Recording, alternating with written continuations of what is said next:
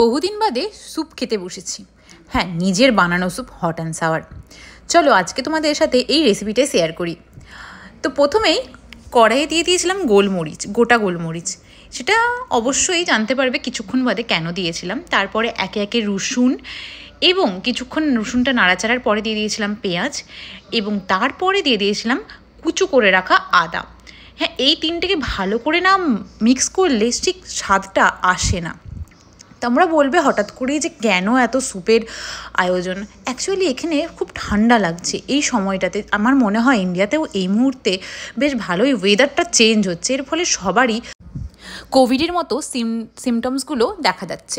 তো এই অবস্থায় গলা ব্যথা, সর্দি, জ্বরের মুখে কোনো স্বাদ না পাওয়া গেলে এই স্যুপটা কিন্তু উপকারী। এই সমস্ত ধরনের সবজিগুলো দিয়ে তাতে দিয়ে দিয়েছিলাম শুধুমাত্র নুন এবং অল্প চিকেন মশলা এবং একটু গোটা গোলমরিচের গুঁড়ো, ব্যাস আর কিচ্ছু নয়। যেটা দিয়ে জাস্ট জল দিয়ে কিছুক্ষণ সেদ্ধ করব। এবং স্যুপের থিকনেসটার জন্য আমি ইউজ করেছি কর্নফ্লাওয়ারটা কিছুক্ষণের জলে গুলে একটুখানি থিক করে নিয়েছি, যাতে স্যুপের কনসিস্টেন্সিটা বজায় রাখে। এখানে আমার পুরো সবজিগুলো এবং চিকেনটা সেদ্ধ হওয়ার পরে দিয়ে দিয়েছিলাম সয়া সস, 1 চামচের মতো টমেটো সস, কারণ বেশি টমেটো সস আমার অ্যাকচুয়ালি মিষ্টি মিষ্টি খেতে ভালো লাগছিল না। সব কিছু হয়ে যাওয়ার পর লাস্টে দিয়ে দিয়েছিলাম কর্নফ্লাওয়ারটা, যাতে স্যুপের ঘনত্বটা ভালো করে বজায় রাখে।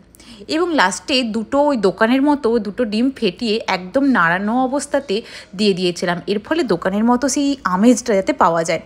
নামানোর সময় দিয়ে দিয়েছিলাম বাটার, এবং তারপর দিয়ে দিয়েছিলাম গোটা গোলমরিচ, হ্যাঁ, যাতে একেবারে নাকে মুখে চোখে হয়ে যায় সেরকম ঝাল।